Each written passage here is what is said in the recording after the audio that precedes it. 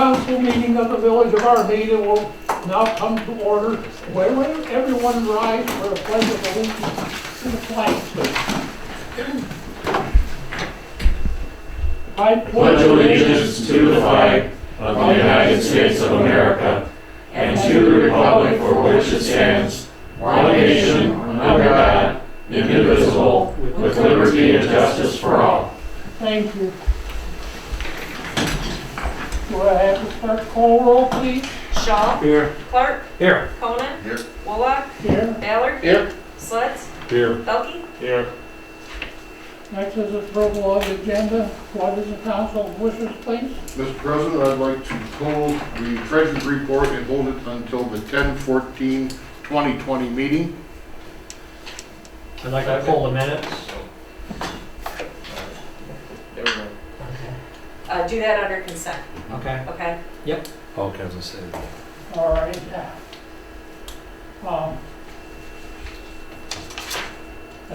You're going to go both of them?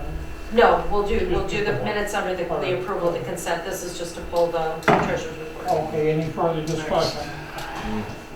If not, all in No, we need a favor? second. Did we have a second? Support. I did. Oh, Ross Pelkey did. did, Sorry. Yes, I'm Okay. sorry. I didn't hear you. Yeah, I meant to say it too. That's okay. All in favor? Aye. Okay, motion carried.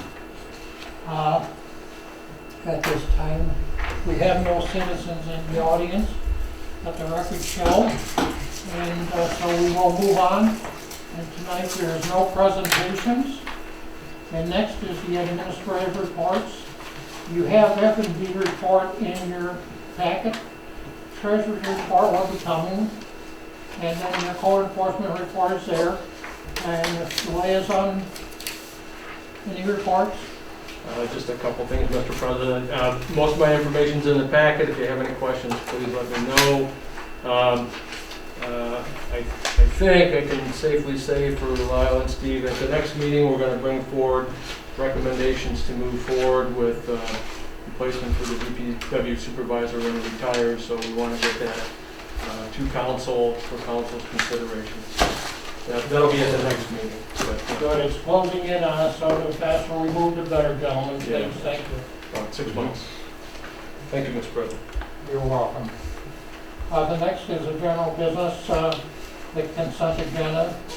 We have approval of the regular council meeting minutes of September 14th and the payment of bills. What is the council's wishes? I need to pull the minutes, Mr. President. Okay, and I guess that would be item C for new business. okay.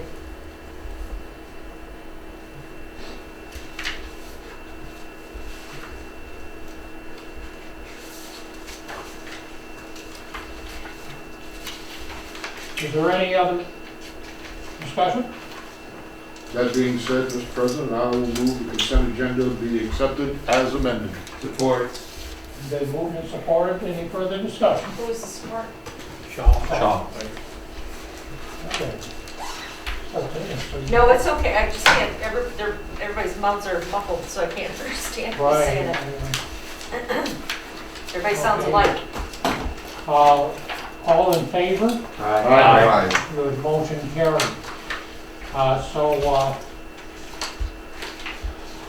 New business. We have tonight Mr. McBride with us. He's been our auditor for a good number of years. And we're going to have him do his presentation. Good evening, everyone. Good evening, Mr. I see a lot of familiar faces, but I'll take a brief moment to introduce myself. As Marv said, my name is Curtis McBride. I'm a CPA for McBride Manley & Company. We are the firm that audits the village's books and records. And I'm the managing partner for our firm, and I'm also our firm's governmental accounting and auditing director. I've been with the firm for just over 20 years now. This is actually my first face-to-face audit meeting since COVID. I've done several over Zoom, and we'll see how this goes. I kind of personally like being, in person with people. It's a little impersonal over a computer screen, so I'm kind of excited to be able to do this tonight. Before I get into my slides, I first want to draw your attention to the actual audited financial statement. So you should have a bound document right in front of you on the desk. That is the full audit report, and it contains what I call our audit opinion. And that's the first thing I want to talk about before I get into the slides. Now, there are 3 types of audit opinions you can receive from your auditor. There's what we call a clean or unmodified audit opinion, which means that we believe your financial statements are reliable and they're in compliance with our professional standards as governmental accountants and auditors. And then there's what we call a modified audit opinion. That means that for the most part we feel they're in compliance, but there may be a few small exceptions to that. And then the third type of opinion is what we call an adverse audit opinion, which means we do not believe the financial statements are reliable and they're not in compliance with our standards. So I am pleased to announce that for the audit year March 31st, 2020, the village received a clean or unmodified audit opinion from our firm. So that's the best opinion you can receive from your auditor. And I just want to clarify, that's just simply an opinion on the reliability of your financial records. It's not an opinion on financial health of the village. That's not the primary focus of our audit. Now moving over to the slides, which you should also have a copy in front of you if you want to follow that way as opposed to up on the screen, because I know it gets a little small up here. The first fund I want to talk about briefly is the most important one, is the general fund. Now the general fund primarily derives its revenues from property taxes, state shared revenues, and then federal, state, and local grants. So here we're looking at the balance sheet for the general fund at the end of March 31st, 2020. You can see the general fund had about $1.136 million of assets on hand at the end of the year. It had liabilities against those assets of about $110,000 at the end of the year, and finished the year with an ending fund balance of just over $1,025,000. Now here we're looking at the statement of revenues, expenditures, and changes in fund balance for the general fund. This is equivalent to the income statement, if you will, for the year. So you can see the general fund generated about $910,000 of revenues during the year. You can see it generated about $388,000 of property taxes, had another $192,000 in distributions from the state. Then the other major revenue category is special assessment at $110,000. That's your PA 33 millage. You can see the general fund spent about $610,000 during the year. So you actually had an increase to your fund balance level of about $300,000. And as I mentioned in my previous slide, you finished the year with an ending fund balance level of just over $1,025,000. Now the state of Michigan, the Michigan Department of Treasury recommends that at a minimum, your general fund balance level be at 10% of annual expenditures. Now that's the recommended minimum. So what that means is if you're approaching that 10% level, you really need to start taking measures to build your fund balance level back up. So at your $1,025,000 fund balance level, it's actually more than 100% of your annual expenditure. So you have a good, solid general fund balance level. And we've talked about this the last few years when I've given my presentation. If you were to be at that minimum threshold of 10%, when you look at your expenditures for the year, that would only leave you with about $60,000 of fund balance. And in my opinion, that is not sufficient for a community the size of the village of Armada. $60,000 to $61,000 does not leave you a whole lot in reserves. In the case of an emergency, it doesn't allow you to plan for any unforeseen situations. And unfortunately, we're in the middle of one right now over the last 7 months with the pandemic. So in my opinion, my recommended minimum is more like 25% for a municipality the size of the village. So you certainly don't have anything to worry about in comparison to either one of those thresholds. And like I said, you really do need a good fund balance level. And quite frankly, this is going to allow you to weather the storm that you're currently in. So you guys have done a great job at managing your fund balance level. Here we're looking at the revenues specifically for the general fund, comparing 19 to 20. You can see revenues went from $885,000 in 2019 up to $910,000 for 2020. You can see that most of the increases had to do with both property taxes and state share revenues.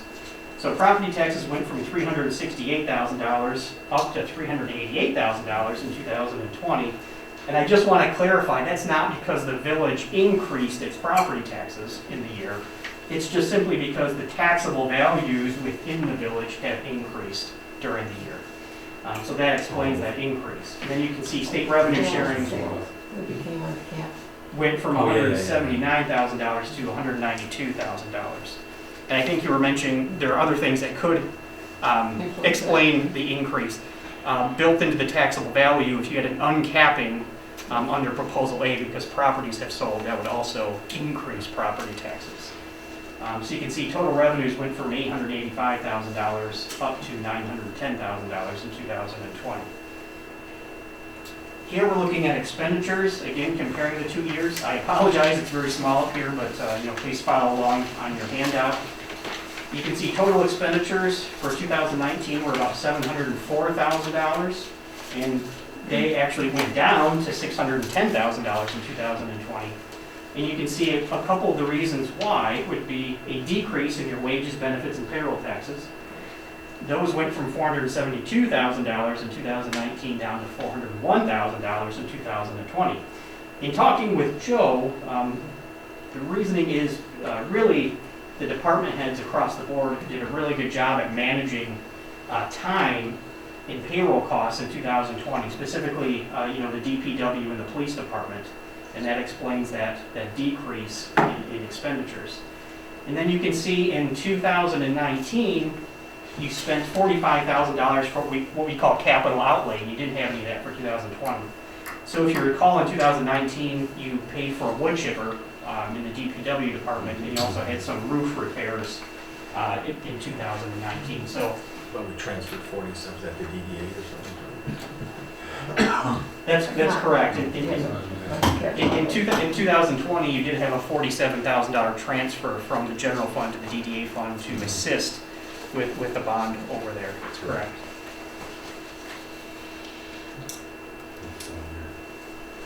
Now the next three funds I want to talk about briefly are the street funds. So here you have the local street fund, the major street fund, and the municipal street fund.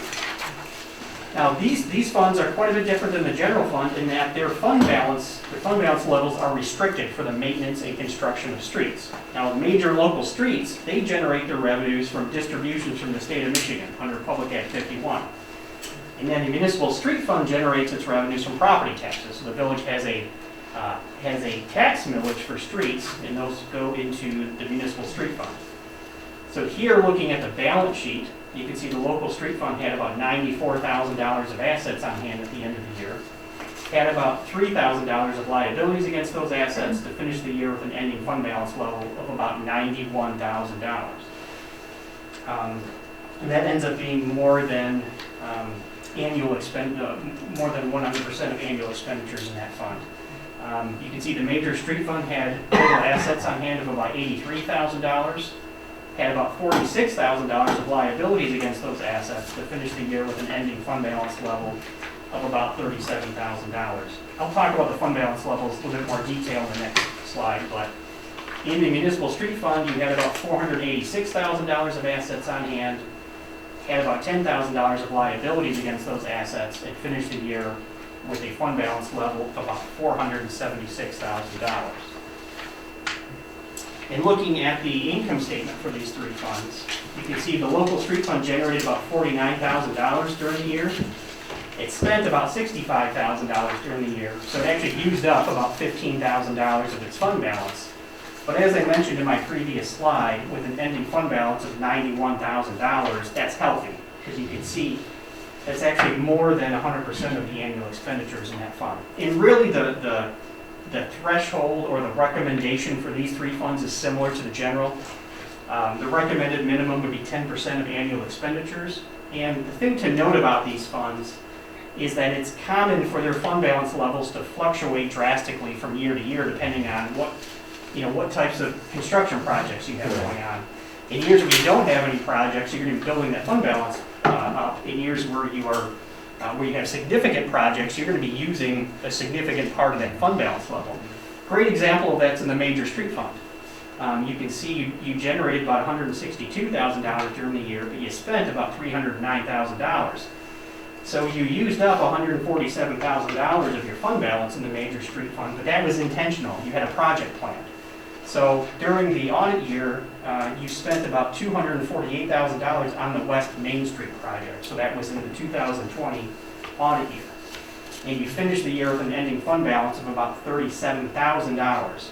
Now, that is about 12% of annual expenditures in that fund. So what that means is, really before you take on any new significant projects in major streets, you need to build your fund balance level back up. But the one thing you do have is your municipal street fund. The municipal street fund can subsidize both major and local streets. So if you had to, you can transfer municipal street funds over to major street fund to help with its fund balance. So moving to municipal street, you can see it generated about $157,000 during the year. It spent about $42,000 during the year, so it actually had an increase to its fund balance level of about $115,000 and finished with an ending fund balance of about $476,000. So again, that's actually more than 100% of its annual expenditures. And as I mentioned, the municipal street fund is there so that it can help subsidize major local streets. So it's a great thing to have for the village. Curtis, I have a question on that. If I Yes. may. When we take our Headley rollback, is that reflected in the street fund also? It is not. It is not? Well, it is in municipal streets because it's a property tax. It Okay. is, so I misspoke. Yep. Okay.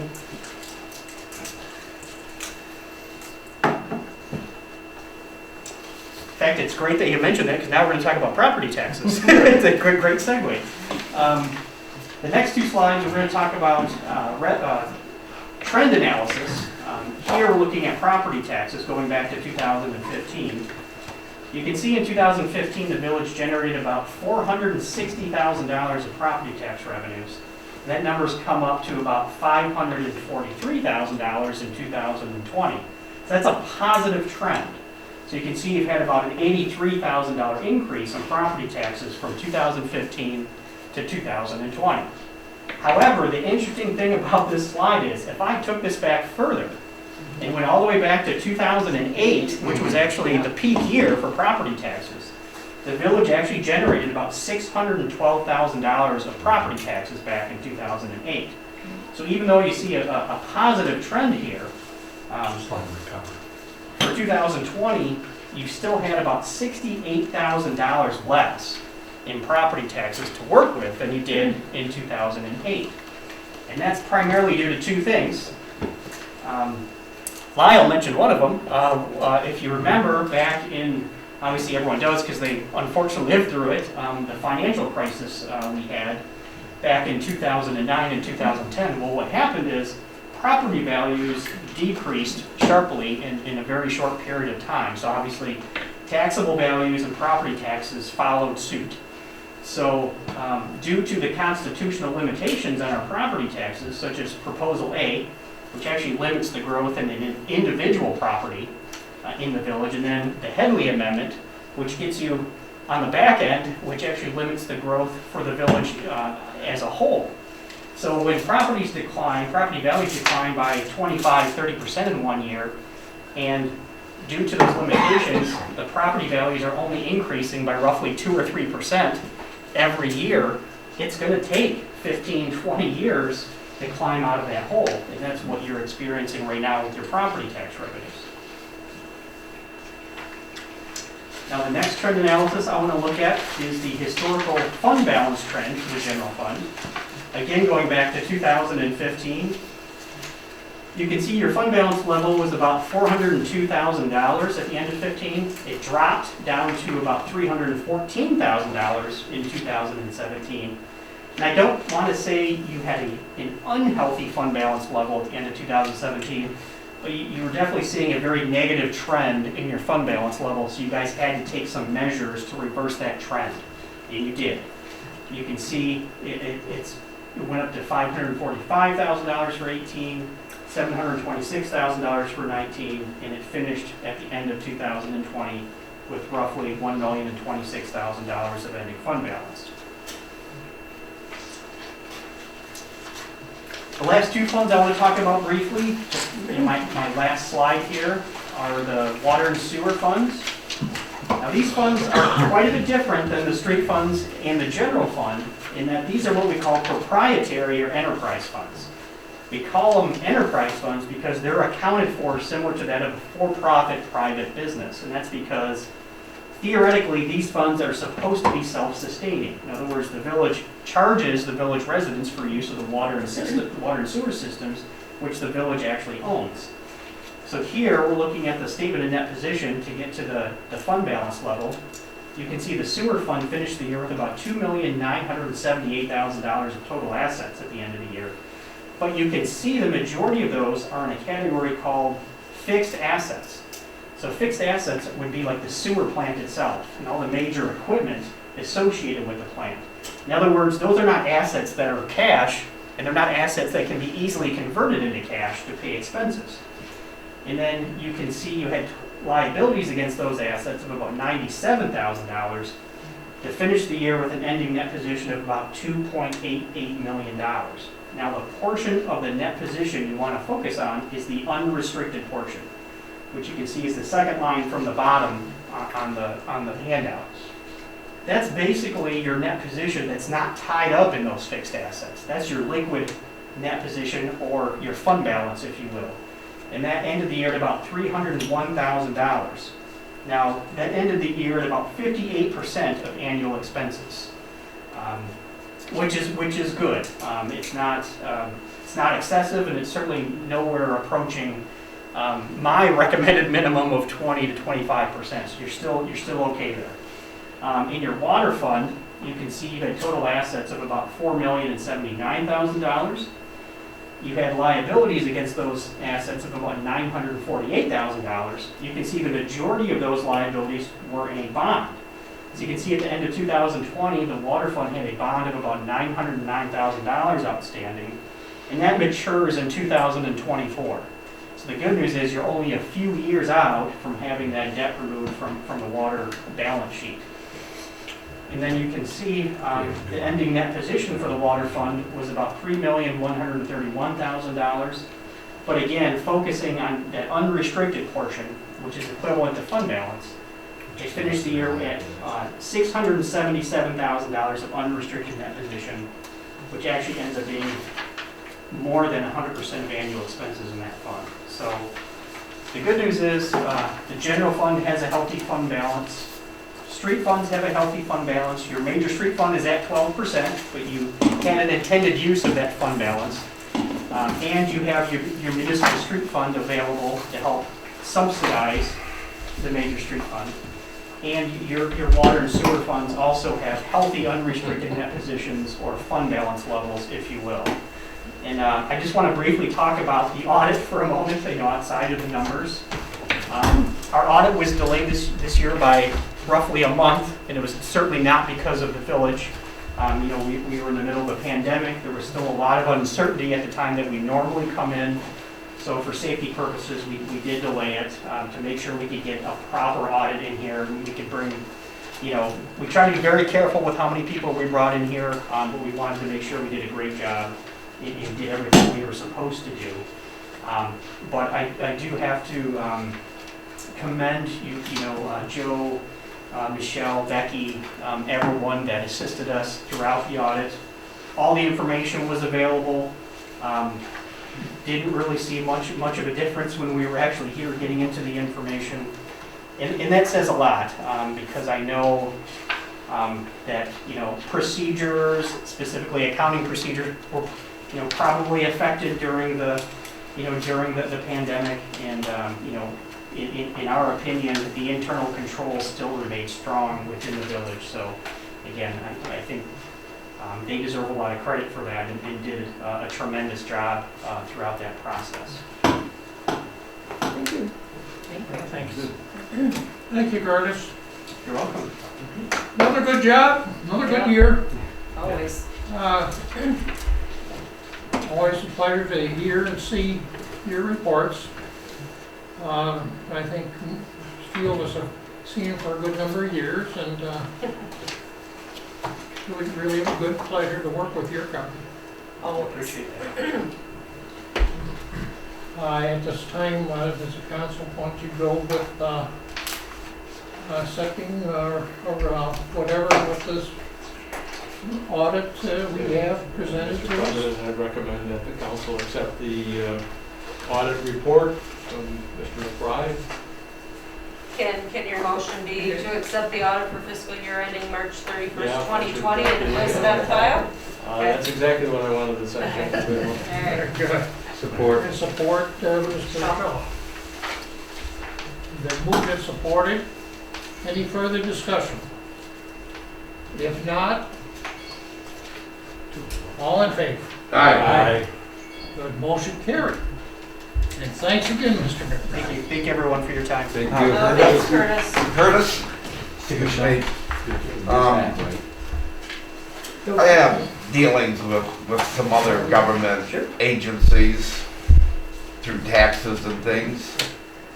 And it seems that your agency holds us to a much higher standard than some of these other municipalities who collect taxes. It takes 3 weeks to get your check back, and I fear that they sit at a desk or something. I just think you do a wonderful job for us, and I'm glad you guys hold us to higher standards. Thank you, I appreciate that. And believe me, there are certainly many, informal conversations that occur throughout the year. And really the purpose for that is, I've said this in previous presentations, the kind of relationship we prefer with a client is that we need to have open lines of communication throughout the year. And, that does two things. That makes it so we have a really good understanding of what's going on within the village. It makes our audit better. It also makes it so that any potential problems can be identified early.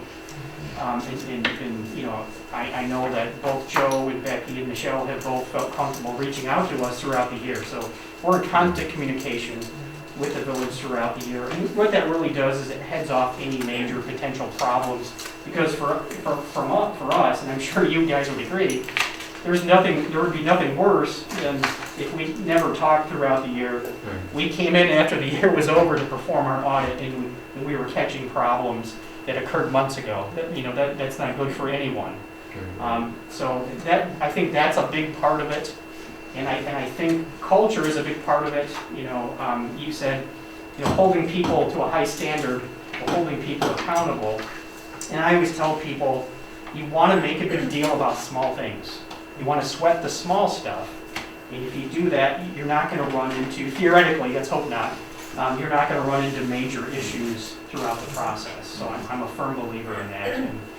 And again, due to the long-term relationship, I think, that certainly, Joe, Michelle, and Becky understand that process and the importance of it. Well, at other companies, I worked for companies where when the auditors came in, everybody's, sweating bullets and terrified, and you don't want to talk to them. Oh, don't tell the auditor that, and it's like, it's not like that, with you guys. It's a pleasure. I've got nothing but respect, so. Yeah, I know I've been on this council quite a few years now, and we have some pretty big things that we do here. And I know quite often it said, well, we've got to talk to the auditor and talk to our attorney, and just to keep us on the straight and narrow, and like you say, so we head off any problems before they get started. So I do appreciate it. Yep. You made us eat some bullets that we didn't want to eat. But It's just nice to have that type of relationship. Very good. All right, thanks, Again, Curtis. thank you kindly, Thank you. Curtis, and I want to say hello to your other lovely behalf too. So I can't forget her. Definitely not. Good old Armada girl. Yep. So, All right. Thank you guys so All right, much. thanks. Thanks Thank you, again, Curtis. Thank you, Curtis. Okay, council will move on now to the quotes for the bathroom toilet replacement. Now, Michelle is now have another quote here. So we have one from the previous SWIP and St. John Plumbing. And I had a verbal from LS Walker. I don't have a written one, but that's all in your summary. Okay, so I think in essence, if we're going to consider, I think your lowest one you see is $850. And so if there's something that needs a flange or something, that's, I think, the only thing that would be added possibly as an extra cost.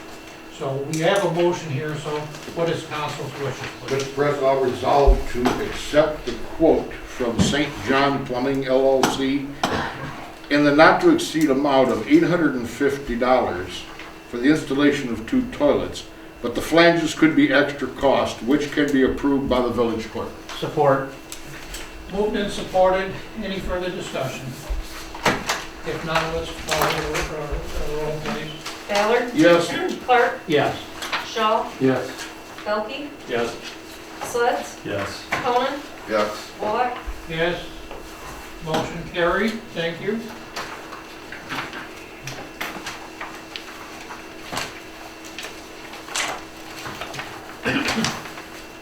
Now, Mr. Clark, with the minutes that you wanted to pull, please? Yes, on page 3, under old business sewer plant update.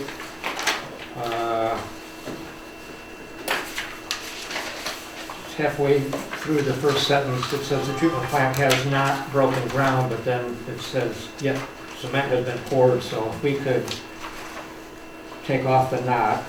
Project has broken ground And? the and cement? cement has been poured. Okay, And then towards the very last sentence, talking about the generator, it says they, to monitor the plant while the new, put new between the and generator okay, is installed.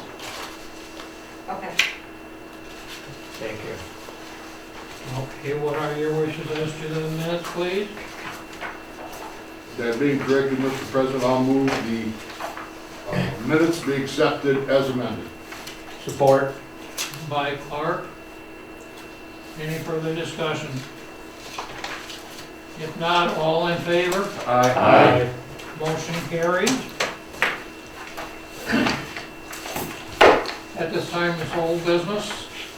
Mr. Clark, do you have any additional for? Yes, I do. The cement work for the new pipe gallery has been completed. They were working on backfilling.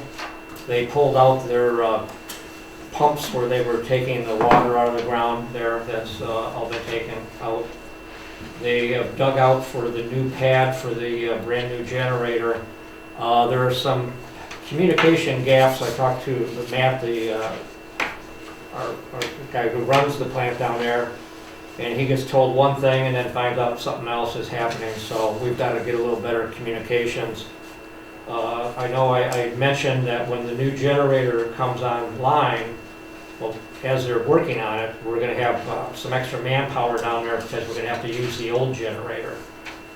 And that sounded like it was just going to be maybe 24 hours. Now they're talking a week, and I can't live with that. And if that's a situation, what might have to happen, they may have to bring a generator on site so that we're not babysitting that old one for a whole week. But I've got to sort some things out. I'll get with Doug from Rowe and then the guys from Source and just to exactly find out what is going to be going on then. But all in all, things are moving along. Construction, when you stand there and watch it, it seems to take forever, but we're getting there. So that's all I've got, unless anybody's got any questions. Nothing else, gentlemen? And next would be the water department. Do you have anything additional to your report? You may or may not have seen it in there. I think, Dave, this was a question that you had about lead service line replacement. The schedule for that, and I did put a note in there that I haven't gone back to determine whether or not this is a recent change or not, but the chart says starting the 1st of January 2021, all supplies with lead service lines will replace 5% per year of their residences that have service lines for a period of up to 20 years. So that, again, we've got approximately 42. It's about 4 per year that we would want to do. I don't think we want to take 20 years, and it certainly makes financial sense to bundle a bunch and do them at one time. You save a lot of money doing that. So, but that's that answers that question. And then also buried in here perhaps is, I think we can declare a certain amount of victory on the easement language with the county. That did get mutually approved, at least from a legal standpoint, and has gone to Mark Hackle to chop off. Once he chops off on it, then it goes to the County Board of Commissioners for final approval. So I don't have a timeline on that. I got to get with Patty Dibb at County, but it's now moving forward, which is good news after Good that. step. Yeah. Very good. Okay. Next is the up and coming agenda items. Does council have any? DPW supervisor. Yeah. Replacement. Okay. And the transition of the supervisor will be our recommendation discussion next time. So DPW supervisor transition. Yeah. Okay. Anything else? I'd like to put sidewalk replacement on the next agenda, Okay, please. we can still do that yet I think we can. this fall? Okay. I also have a few special event permits from the Lions for holidays for the Four Corner that we asked them. Just so everybody knows, the chief and I did meet with a representative of the Lions, explained to him what we were looking for. I was not in today, so I did not go through what they sent in. One of the things that we told them that we needed to have was like their COVID response plan, like, you know, like we had to have, so I will check to make sure that that's in there. They also dropped off, I believe, their insurance, so those will be for the next meeting. I'm hoping that the dates they picked for October are not prior to that meeting, though, because we told them to pick two. We told them to pick one early and one later, so. Did the nights on 2 days too? Well, I don't know, I I wasn't in thought today. someone came in from the nights. They may have, I was not in 'Cause I today. had contacted them after our last meeting Mhm. because they were talking about having their Tootsie Roll drive. And I Right. says, hey, I think, you know, it might be not what you're thinking. Right. Well, they'll be required to do the same thing. So, I mean, you have to have your response plan. They're gonna, you know, obviously be requested wear masks, have hand sanitizer, Yeah, that but- type of stuff. This is positive compared to where we were. Well, it is, and the chief and I had a nice talk. I talked to Chris after the last meeting. I think we're moving in the right direction, you know, depending if it does if we get shut down again, we get shut down, you know, there's nothing we do. And they understand that even at the last minute, we can pull it, you know, and they can pull it at the last minute. So we're trying, hard to work with our nonprofits. Nobody wants to see them suffer. You know, we're trying to work with you, but I gave them, you know, some ideas of where else they could fundraise. Hopefully they take me up on it, but, you know, but that's. And I talked to Greg today, they're also looking for a tentative approval on holidays and the Christmas parade. Yeah, With yes. full yeah. understanding that it's tentative, that if Right. the situation And changes. yes, and situations could change, so. Are they talking still the first part of December again? It's always the first It's always Saturday. the first Yeah, weekend. yeah. First Saturday in December. Yeah, so I'll have a few of those for the next meeting. If everything looks okay, I'll put them through consent. You know, if not, if you guys want to talk about them, let me know ahead of time, and I'll make them an agenda item. Very good. Well, next is the citizen comments. Again, I have to state the fact is there's no citizens in the audience, so we're going to be moving on. And next is council comments. Does council have any additional comments? Hearing none? Any community events? We've just talked about some of them coming through, and so we'll look at that probably at the next meeting most likely. Yep. As there is no closed session tonight, and I'm going to entertain a motion for adjournment now. The time is 7:39, Mr. President. I move to adjourn. Support. By Mr. Clark, No, Mr. Ross got Pelkey was first. Everybody. Keep them out there, but. Okay, so any further discussion? Hearing none, all in favor? Aye. Motion carries. Thank you kindly.